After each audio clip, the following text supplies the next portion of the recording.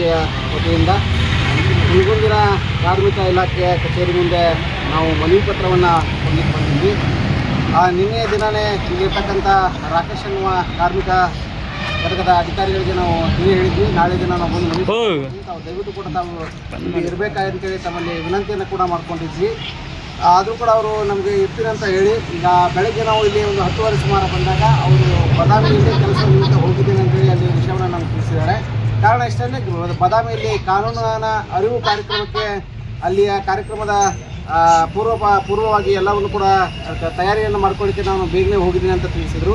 ಅಲ್ಲಿ ಬದಾಮಿಯಲ್ಲಿ ನಮ್ಮ ಕನ್ನಡ ಕಾರ್ಯಕರ್ತರನ್ನ ಕಳಿಸಿ ಆ ಒಂದು ಜಾಗಕ್ಕೆ ಕಳಿಸಿ ನೋಡಿದಾಗ ಅಲ್ಲಿ ಇನ್ನೂ ಯಾವುದೇ ಪೂರ್ವ ಸಿದ್ಧತೆಗಳು ಕೂಡ ನಡೆದಿಲ್ಲ. ಕಾರ್ಯಕ್ರಮ 3 ಗಂಟೆಗೆ ಇದೆ. ಇವರು ಇಲ್ಲಿ ಬೆಳಗ್ಗೆನೇ ಇಲ್ಲಿಂದ ನಾಪತ್ತೆಯಾಗಿರ್ತಕ್ಕಂಥದ್ದಾಗಿದೆ ಅಧಿಕಾರಿಗಳು. ಅಂದರೆ ಇದರ ಉದ್ದೇಶ ಏನು, ಕರವೇ ಕಾರ್ಯಕರ್ತರಿಗೆ ನಾನು ಭೇಟಿ ಆಗೋದಿಲ್ಲ ನೇರವಾಗಿ.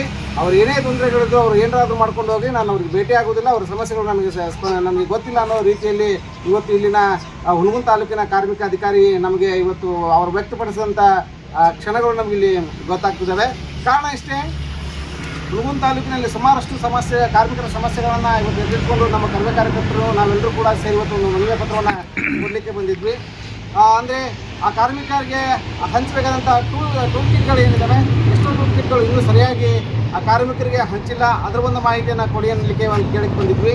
ಮತ್ತು ನಮ್ಮ ಹುನಗುಂದ ಮತ್ತು ಇಳಕಲ್ ವ್ಯಾಪ್ತಿಗಾಗಿ ಕಾರ್ಮಿಕರಿಗೆ ಅಂತ ಮೀಸಲಿರ್ತಕ್ಕಂಥ ಆರೋಗ್ಯದ ವಾಹನ ಇಲ್ಲಿ ಇರಬೇಕಾಗಿತ್ತು. ಆ ಆರೋಗ್ಯದ ವಾಹನ ಇಲ್ಲಿ ಇಲ್ವೋ ಅಥವಾ ಕಾಣೆಯಾಗಿದೆಯೋ ಏನೂ ಗೊತ್ತಿಲ್ಲ, ಅದ್ರ ಬಗ್ಗೆ ಮಾಹಿತಿಯನ್ನು ಕೇಳಿಕಂತ ನಾವು ಬಂದಿದ್ವಿ. ಮತ್ತು ರಾಜ್ಯ ಸರ್ಕಾರ ಈಗೇನು ಪ್ರತಿಯೊಬ್ಬ ಕಾರ್ಮಿಕರಿಗೂ ಕೂಡ ಅಸಂಘಟಿತ ಮತ್ತು ಸಂಘಟಿತ ವಲಯದಲ್ಲಿರ್ತಕ್ಕಂಥ ಕಾರ್ಮಿಕರಿಗೆ 60% ಅವರ ಸಂಬಳವನ್ನು ಮಾಡಬೇಕು ಅಂತ ಒಂದು ಏನು ಕಾನೂನಿನ ನೀತಿಯನ್ನು ತೆಗೆದುಕೊಂಡು ಬಂದಿದೆ. ಆ ನೀತಿಯನ್ನು ಬಗ್ಗೆಯೂ ಕೂಡ ಕೇಳಿಕೊಂತ ಬಂದಿದ್ವಿ. ಇವತ್ತು ಸುಮಾರಷ್ಟು ಕಾರ್ಮಿಕರು ಇವತ್ತು ದಿನಗೂಲಿಯಂತೆ ಮತ್ತು ತಿಂಗಳ ಪಗಾರನಂತೆ ದುಡಿದಿದ್ದಾರೆ. ಅವರಿಗೆಲ್ಲರೂ ಕೂಡ ಕಾನೂನು ಏನು ಇವತ್ತು ಒಂದು ಸರಹದ್ದನ್ನು ಮಾಡಿದೆ, ಆ ಸರಹದ್ದಲ್ಲಿ ಅವರಿಗೆಲ್ಲರಿಗೂ ಕೂಡ ಅಷ್ಟೇ ಸೀಮಿತವಾದಂಥ ಸಂಬಳ ಸಿಗ್ತಿಲ್ಲ. ಮತ್ತು ಅದನ್ನು ಬಿಟ್ಟು ಬೇರೆ ರೀತಿಯಲ್ಲಿ ಸುಮಾರಷ್ಟು ಇವತ್ತು ಪವನ ಶಕ್ತಿಯನ್ನು ಉತ್ಪಾದನೆ ಮಾಡತಕ್ಕಂಥ ಕಂಪ್ನಿಗಳು ಬಂದಿದ್ದಾವೆ.